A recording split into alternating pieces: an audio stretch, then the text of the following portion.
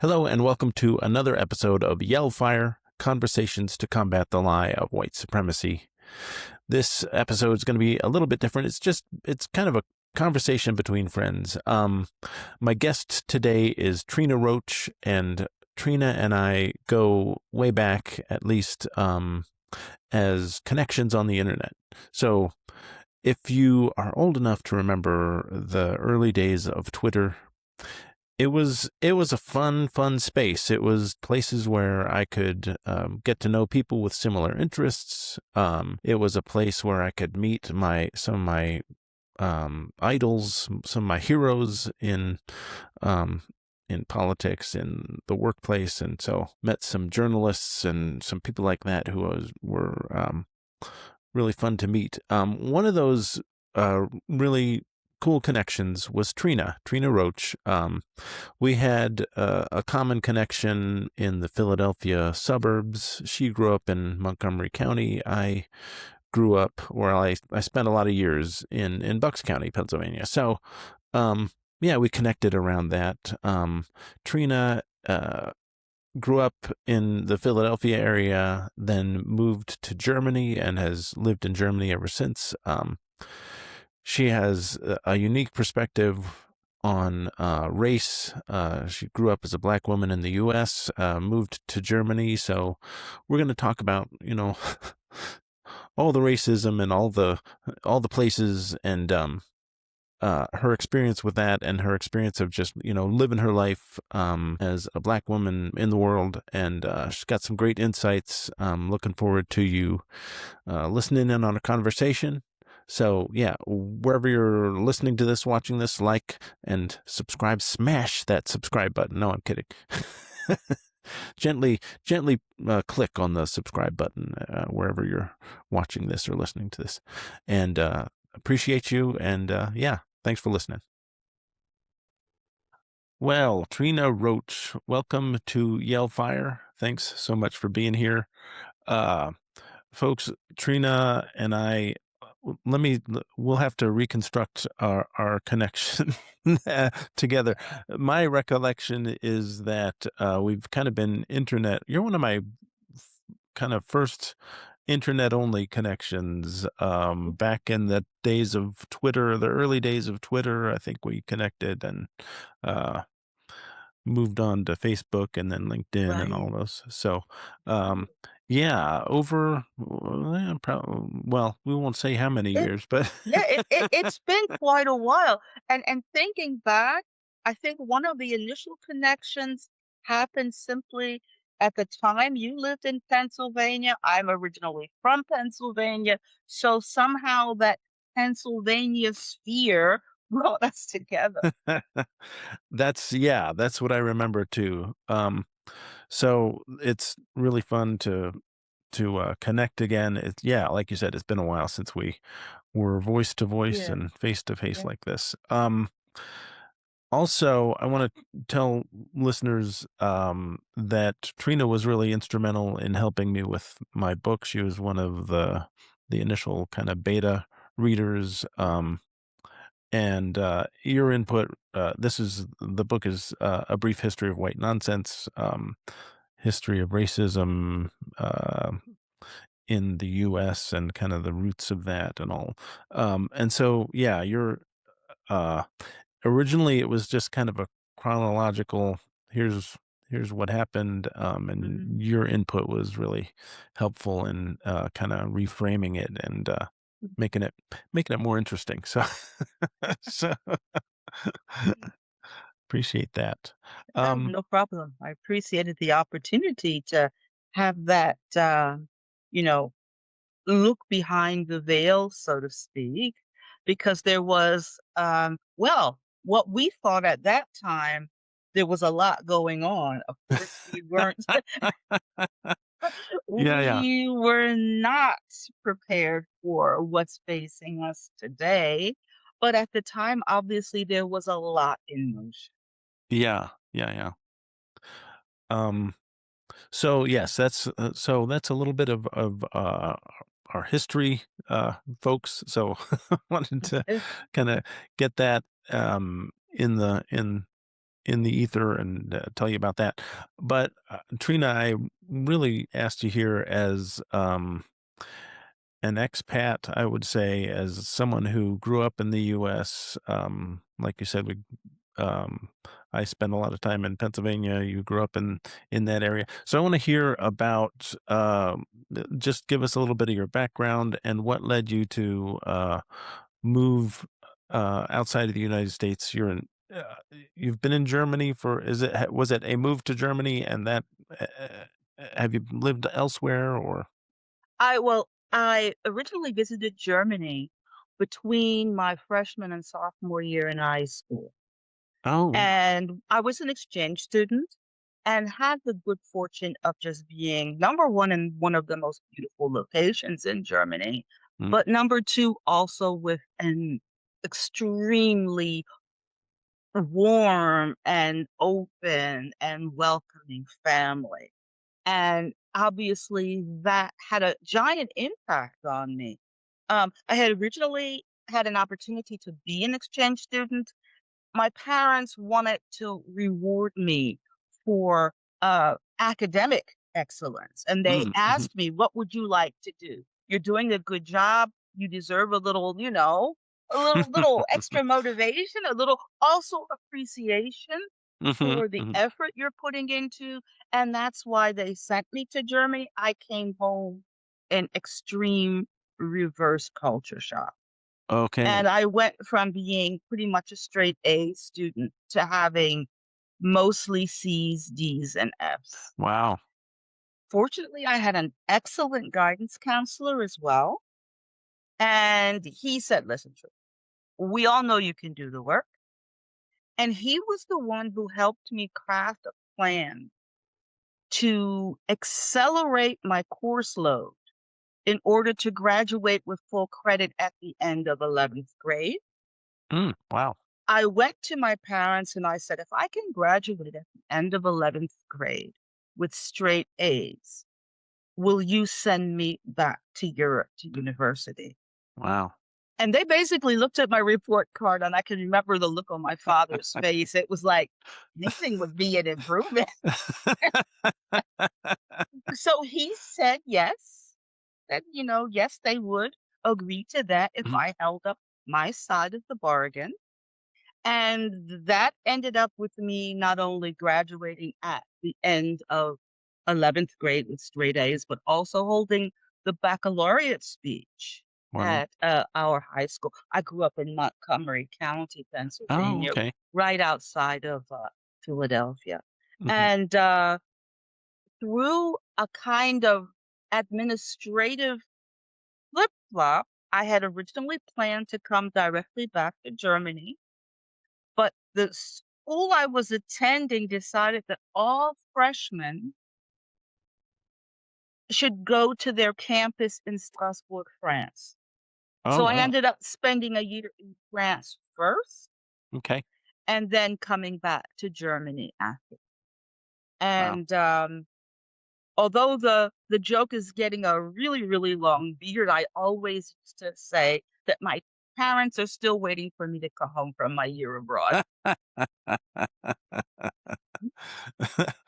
Yeah. Yeah.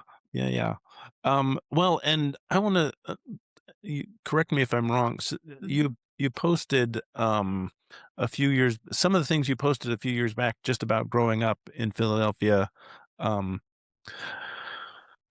led me to believe that, your roots were pretty deep. Your parents were involved, and, kinda civic minded Yes. maybe, Yes. and, it was kind of part like, your family was really part of the fabric of the area Yes. where you grew up.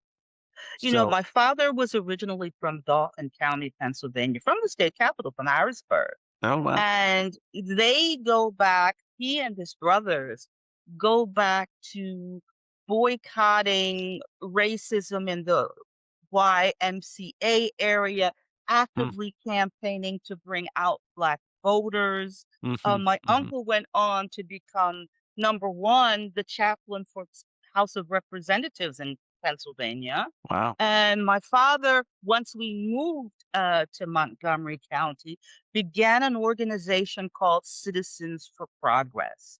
And Wow. Citizens for Progress was an organization dedicated to fighting against inequality in the area, beginning, for example, within the educational system. It started off, my parents basically selected where we wanted to live based on quality of the school system. Mhm. And I went to a school, we had a graduating class of 430, I don't Okay. know. And Yeah. there were three black, Wow, wow. one of Okay. which was me who graduated early. So that was kind of the atmosphere of suburban Philadelphia Mhm, at mhm. that time. The neighboring school district, it was one of those catch-22 situations.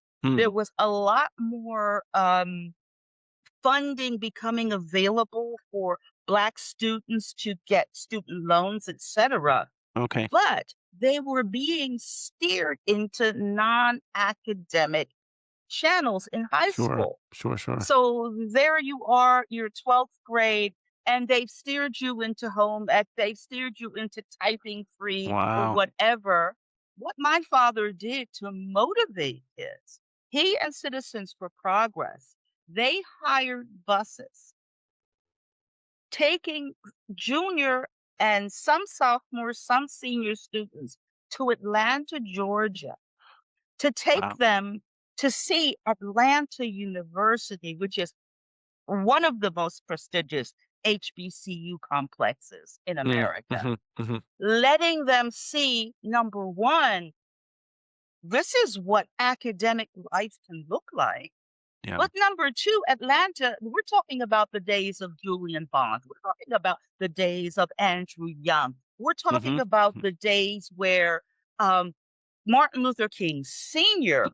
was still presiding or still active in Wow. Ebenezer Baptist Church. So Yeah. they went to Ebenezer. They drove through the middle class Black neighborhoods. They Mhm. saw something beyond the horizon of what they normally were allowed to see. Yeah. And in a lot of ways, my first trip to Germany was exactly that for me. Hmm. Getting out of this narrow mindset of, you know, corseted suburbia Mhm. and Yeah, yeah. seeing that life can not only be different, it can be different for me. Yeah, yeah. Wow, wow. Yeah, I mean, even as a young white kid, I experienced southeastern Pennsylvania as very kind of parochial, very, Very much so. very, yeah, kind of set in its ways and Yeah. yeah, yeah, kind of Yeah. lots of felt like lots of boundaries somehow. So, A lot of boundaries, even, and I recognize that in some of the conversations I mm, had with classmates, but then accelerate that for this little Black girl yeah. who, didn't fit the stereotype of what they thought a Black girl should be. So in Mhm, some mhm. ways, I was between both groups. I was between Sure. this Black community who I knew through our church visits on Sunday morning, through my Mhm, involvement in the church choir, etc. And then also on the other side, my white classmates, my predominantly white classmates, who, we all got along well enough.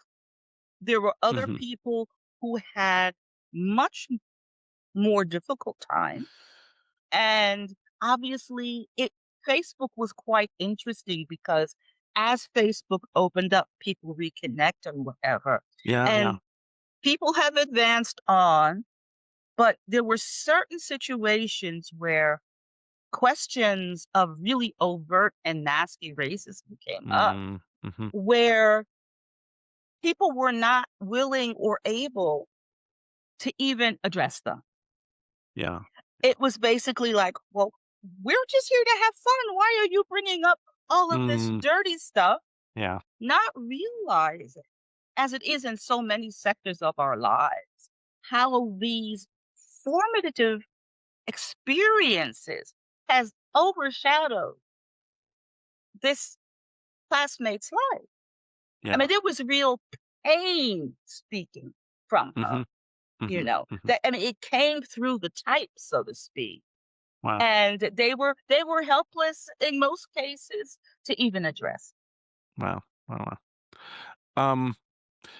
That I wanted to ask about um, experiences of racism in the U.S. compared. So I have friends and colleagues who live overseas or who have experiences growing up in Europe, and so I wanted Mhm, to talk about your experience of being racialized as Black in the U.S. as compared to mhm, your experience mhm. in Germany or elsewhere. Okay. Obviously, in America, compared to a lot of other places in the world, there is a hyper focus on race, on skin Mm, yeah. color. There is a whole dichotomy of who people are, what they deserve, what they can accomplish, etc. That's based solely on racial, yeah, grouping and Hmm. skin color. Um, and here was I, because of the way I grew up. Here was I, this kid who was a big David Bowie fan, who was and they were like, "What planet did they bring this girl down from?"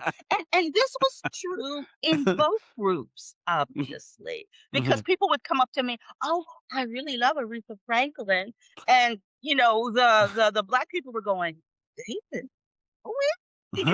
What are you doing?" So there's that. I think one of my initial experiences coming to Germany is that my defining characteristic, the second I opened my mouth, was, "Oh, she's American." And Oh, it was okay. the Yeah. first time in my life that I was American first. Yeah. Wow. And it was like people wanted to talk to me because I was American.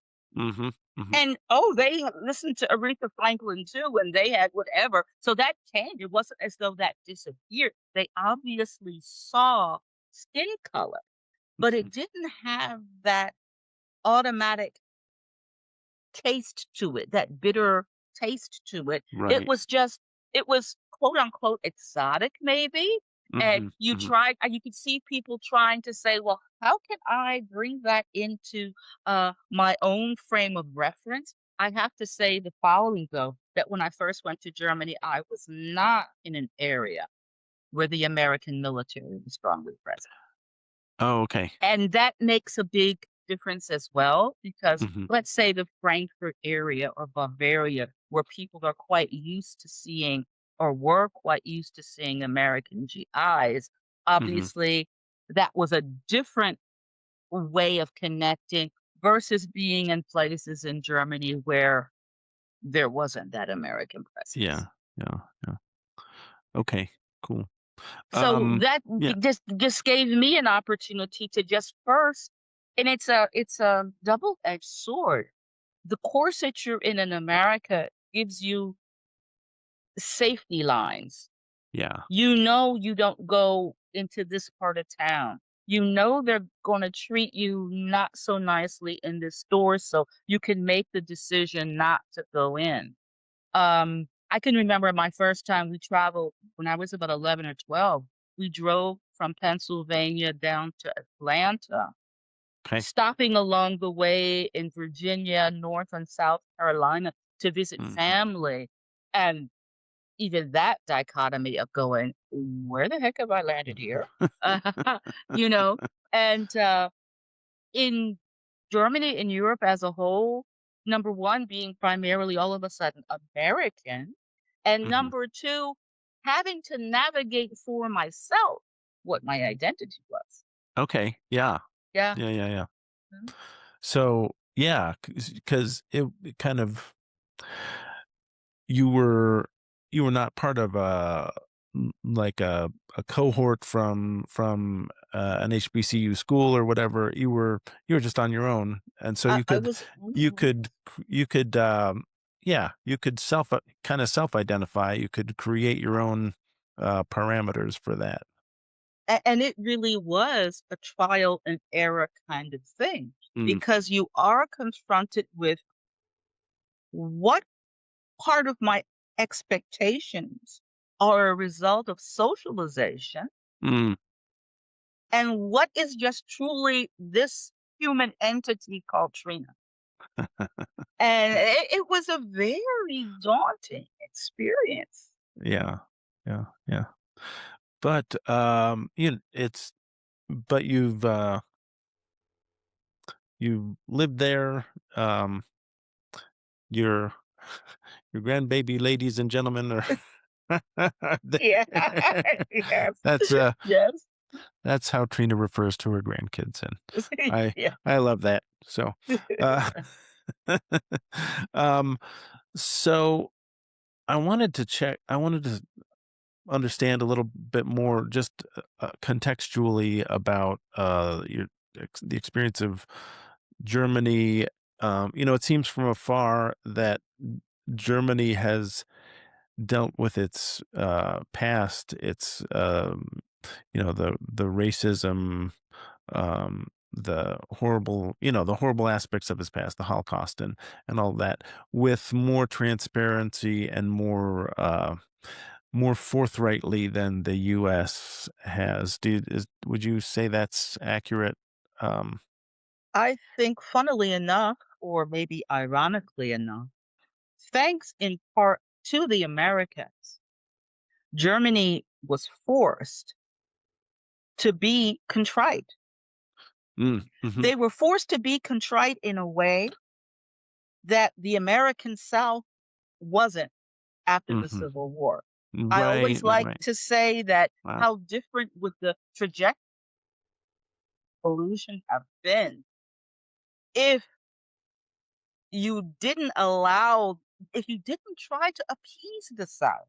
Yeah, They were the traders, and then you go and you compensate them for having lost their property. yeah, yeah, Yeah, exactly. so there's that juxtaposition for me. Now, obviously, this forced contrition has its own negative side effects. On Mhm, the one hand, a lot of Germans are very adamant about, this was not right and dealing with what was my grandfather, what was my father doing mm, during the war is a big topic for many. I married into a German family. I married okay. into a German family where my mother in law's family, where her father was a staunch decorated Nazi, Wow. whereas my father-in-law's family were strong vocals.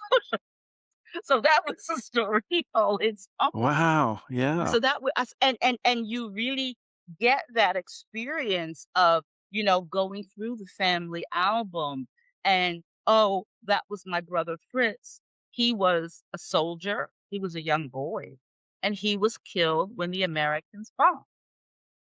Wow. And you sort Wow, of wow, wow. sit there and because of my father's age, my father wasn't in World War II. Mhm, So it wasn't like a direct familial connection for me. But you're yeah. sitting there in the group of your now extended family, and you're like, well, yeah, this is real for them. This isn't history book. This Mhm, isn't, mhm, newsreel. This is the brother who, helped me ride a bicycle is no longer with us because this mm, happened. And he was a yeah. young boy. Wow. Um, on the other hand, you know, there is a rise because of um immigration in Germany. Actually, it already started with the so-called guest workers when Mhm, Germany needed the labor and Italians, Turks, etc., were brought into the country. there was this strong mindset of, we want the bodily labor, we don't want the people. It was very much, Wow. it was given slavery. You know what I mean? Yeah, In the yeah. sense that they only had value, not as Mhm. human beings, but as productivity machines. Yeah. And German society had just began to move away from that in a serious way Mhm. when the whole idea of repatriating Russians who were of German descent came around. Oh, wow. And there was Okay. this whole conversation. You had people coming from Russia who were remembering their history of oppression under the Soviets. At the Mhm. time, it was still the Soviet Union, as a matter of fact, Mhm. and clinging on to their German heritage and their German roots, Hmm. being upset, about these Turkish people here. And a lot of Germans, West Germans, was saying, well, actually, he's more German than you because he speaks the language. He knows the latest hits on the radio. So, and then the conversation. Yeah. What is a German? Wow. Yeah. Yeah, yeah, yeah. And that Um, accelerated, of course, as further waves of immigrants, etc., and the falling of the wall. The mhm. falling of Sure. the wall was a major, major. Yeah, absolutely. Absolutely. Um, as you look at the shit show that is the US right right now, um, what, I imagine you're able to kind of, take a kind of an observer's view of that. What are you observing? What are you like? But you still have family here, I'm Yes, sure. yes. So Mhm, what? And you're like online. I know you're engaged in the conversation that's happening here mhm, around the overt racism and the overt renewed white supremacist kind of mhm. undergirdings of the MAGA movement. So, Yes. s- so in my head, like I keep the image. There's an online image that comes across my feed every once in a while of black women on a rooftop, kind of sipping Yes. coffee and Yeah. watching the city burn beyond them. Um, Mhm, uh, what is your level? Well, I guess I'm just in general looking for your reaction to what's happening now. Kind of, I can imagine a "told you so" kind of thing. mhm. Well, I think one of the biggest realizations, and thank you for bringing up this picture, this image. One of the biggest realizations, and obviously it started before you, but the red thread goes through your book, etc. Black people aren't the cause of racism Mhm. in America, Right. but we've been forced to do the heavy lifting for decades. Mhm. It was something that a certain group of white people participated in with commitment, but it was voluntary. They could have lived their lives without doing it. Mhm. Whereas for us, it was a question of survival. Yeah. Well, now we get to the point where we realize, and where a lot of Black people are, that light bulb is going off over our heads. Mhm.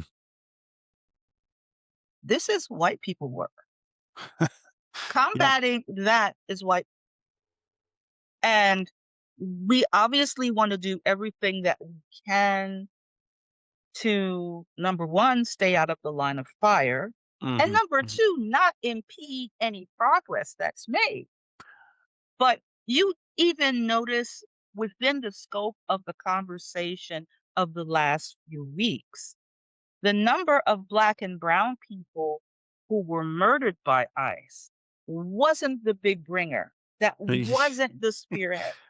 No. It was when two white people were Yeah. killed that all of a sudden everybody woke up. Yeah, yeah, And yeah, yeah, exactly. yeah, and it really is the kind of thing that white people in America have been socialized that the breaking of black and brown bodies, including indigenous, including, whatever, Hmm. Asian bodies, that's Yeah. just a cost of doing business. Right. Yeah. It's not nice, but you Yeah. know, It's unfortunate. it's unfortunate, but Yeah. it Wow. and on the scale of things, Yeah. my convenience or my progress or my privilege is much Right. more important than, paying too much attention to this inconvenience of their humanity. Yeah. Um, and it's funny because I was asked to help a young man with his English just a year and a half ago. And in some German schools, they actually teach courses within the scope of their English lessons, courses on American propaganda. Oh, As a wow. matter of fact, when I was at university here in Germany, I worked as an assistant to a professor who wrote a high school textbook called American Dream, American Nightmare, which already, this is Huh. back when I was still in university, so a while Yeah. ago, that already deconstructed this self-satisfying myths that America creates about itself. Yeah. Yeah. And just going into how, number one, from the outside, you see it. But number two, how America is, most Americans are under a glass bell. They don't realize that they have been just bombarded with propaganda. Everything from, I mean, I grew up the same way. You stood up in the morning, you put your hand over your heart, and you said the Pledge of Allegiance. Yeah. I didn't realize until coming to Europe that, like, there's only 3 countries in the world that does something like that. One of them is North Korea. What does this tell you Yeah. about this kind of Wow. hyper patriotism? Yeah. And even the idea, I used to run a traineeship program in the advertising industry, among other things. Hmm. And when I was interviewing candidates, several of them, quite a few of them, had been exchange students in America. And so we always, of course, talked about, comparing experiences. Yeah. And they were like, you would be like, "I don't understand. They forced me to say a Pledge of Allegiance. I'm not American. Huh. I'm not applying for citizenship. Yeah. I'm here for a year. Yeah. Why does that even make sense?" Yeah. It's the idea that Americans don't even have the distance. Or when who did it? The mayor of New York did it, but someone has done it before, taking an oath on the Bible when you're not a Christian. Oh, right. Yeah, Right. it doesn't make sense. Yeah. But, "Oh, you gotta do it. Oh my god." Yeah. Because they don't even understand Yeah. cognitively. They don't Yeah. understand the actual meaning of things. Hmm. They just understand, or they have just internalized the symbolism, the processes. So it's an Hmm. automatic, it's the automatic domino effect. Well, if you do this, you have to do that. No Yeah. thought behind it. Yeah. Yeah. The thought that has come to me, especially in the wake of the killings of two white people in Minnesota, Hmm. was um, in order to confront to decenter. In order to decenter whiteness, you have to decenter white comfort. You have Hmm. to Yeah, you have to kind of, yeah, you have to shift you have to recognize the propaganda that's going on around you, yeah, yeah. and recognize, like, I w so, listeners, we're recording this a couple days after the Super Bowl in the United States, and, the controversy around Bad Bunny Yeah, as yeah, as an American citizen, born and yeah. raised in Puerto Rico and speaking Spanish. That was of course, horrific to the the proponents of white nonsense. Mm, yes. So, but on the other hand, people, there are a lot of like 125 million, within and beyond the U.S. Had a lot of fun Yes. listening to Bad Bunny Yes, and they did. and uh and uh connecting the dots, looking at all, like, even if you don't know Spanish, you can see the cultural references. You can the storytelling there was incredible. Was excellent. Yeah, Yeah. Yeah. yeah. So But part of, just to jump in right here, Craig, part of sure. the problem is the mythology within America that made it possible that in the year of our Lord, 2026, a lot of Americans don't realize that Puerto Rico is an American territory and that Puerto Ricans are American because Hmm. you can't other them otherwise. Yeah, yeah, You exactly, know, exactly. you can't Yeah, other them otherwise. yeah, And yeah, and you really get in some comments the anger at the audacity that this Spanish speaking individual actually can stand up and say, I've been American since I was born. yeah, Probably yeah, yeah, yeah, yeah. his mother has probably been American since she was born. And if his grandmother wasn't, then she was still a small child when she became American. You know, Yeah, that kind of where yeah, Americans just simply don't grasp the global ramifications of how the country, how the government moves for the world. yeah, yeah. Well, and the tone deafness of of counter programming with what's billed as an Yeah, all American yeah, halftime yeah. show. So with a bunch of Yeah, yeah, yeah. white people. Yeah, um, yeah, also seeing some comments, both by more known commenters as well as just individuals. Well, I didn't see any white people there. You've been seeing a majority of only white people since the inception of the Super Bowl, yeah, and it never bothered you or your ancestors. Well, I don't see any brown, black, red, or yellow faces there. It yeah, never yeah, crossed their mind. yeah. Well, and the other, so I'm living in New Mexico, and so the other layer of that is a lot of people who identify as Hispanic also identify they're white and Hispanic. Yeah. So sweetie, you probably Yeah. did see some white people. As well, as well, as well. Yeah. Um, yeah. So lots of work to do. Definitely. Well, I do want to kind of wrap things up, but talk about um your. I just want to hear a little more about your experience in Germany, and Mhm. if that has. It sounds like it's maybe been. I don't know if you'd call it a healing experience, but it's been.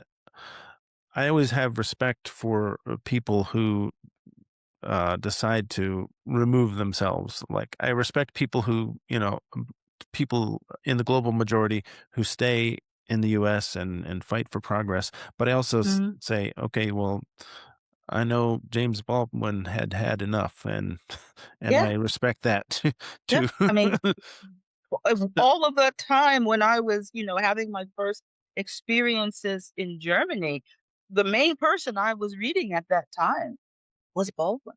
Oh, I wow, wow, wow. I mean, Baldwin was, wow, Yeah, yeah, yeah, it yeah. was such an impact on my life. Between Baldwin and the poet Nikki Giovanni, Oh, yeah. that was my echo chamber at Mm, that time. That's where I was.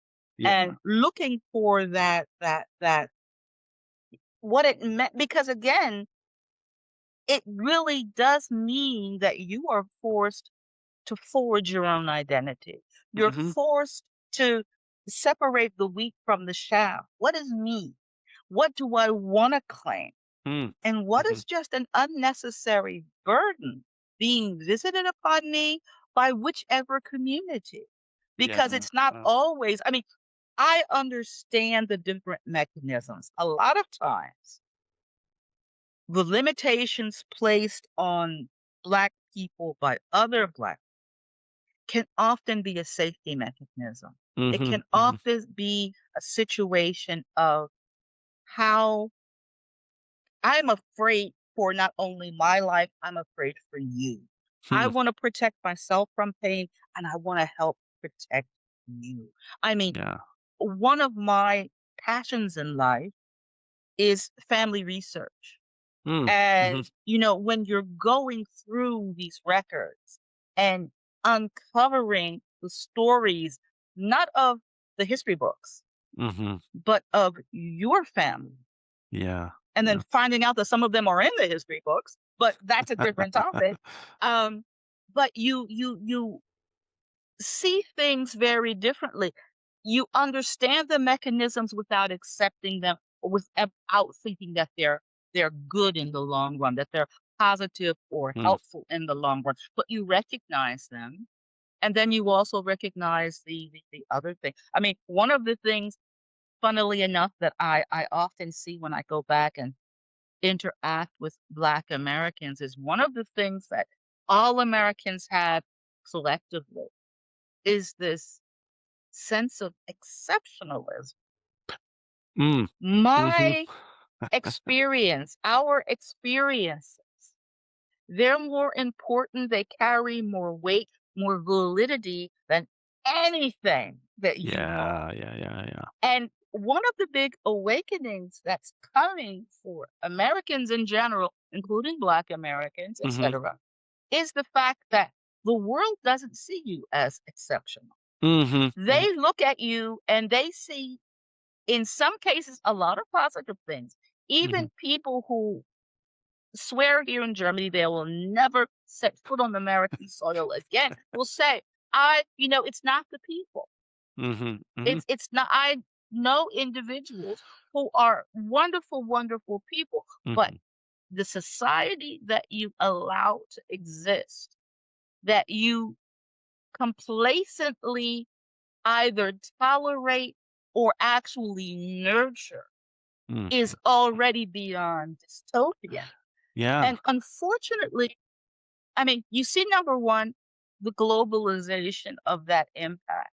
You Mhm. Mhm. see people like Peter Thiel or Elon Musk actively supporting right wing extremists here in Yeah. Germany, Yeah. bragging about being able to deliver the vote in Germany for right wing Mm. extremists Wow. Wow. through finances, through other impact, etc. Mhm. So this is going to be a situation where Germany has to make sure that they get the curve, as you would say, in Mhm. Germany. Mhm. They have to look at America and see what's happening, and they have to decide, are we going to follow suit or are Yeah. we going to recognize the brick wall ahead of us in such a timely manner that we can pivot, that we can course correct Yeah. and avoid smashing headlong into the same fate that we smashed into in 1930. Yeah. Wow. Wow.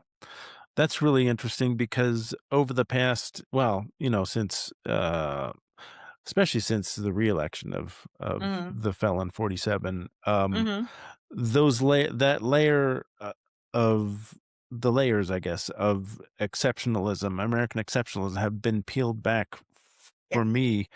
Um, Especially, like, I was a political science student in a minor in college. mhm, Really, I took some classes in constitutional law, so I have a lot mhm, of respect for the governance mhm, of and how we can.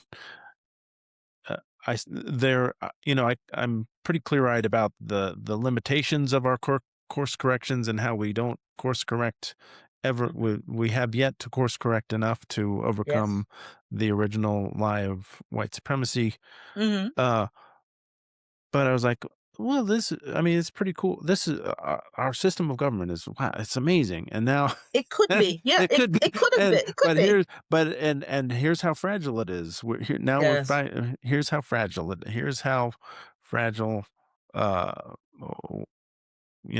white white people are learning how fragile freedom is Mhm, all of a mhm, sudden. So, yes. oh my gosh. And one of the things that is so crucial is the idea of education. Hmm. I am gobsmacked to see how little many Americans actually know about how governments function. I mean, even this whole conversation around tariffs as just one tiny Hmm. example, Hmm. not having any idea. It sounded big and strong and kind of Teddy Roosevelt area, big stickish. Yeah, yeah, But then all of a sudden you're confronted because you never bothered to inform yourself, to yeah. educate yourself on the topic. And then all of a sudden you're confronted with exactly the opposite Hmm. of what you thought was going to be delivered because you fell for the propaganda. Yeah, Although that's not even as bad as the many who see the dastardly, the heinous deeds being done and say, well, it's their own fault, you yeah, know? So, yeah, there's levels. There's levels and there are layers. yeah, yeah. Well, this has been an amazing conversation. I knew it would be. And wide ranging. So this is, I really appreciate your insights and your time. Um, No problem. and great seeing you. Great to see you. Great And seeing you again too. Okay? all right, thanks again. And yeah, we'll Thank you. talk to you soon. Okay then. Bye-bye. Bye bye. All right. Thanks so much for listening, for watching.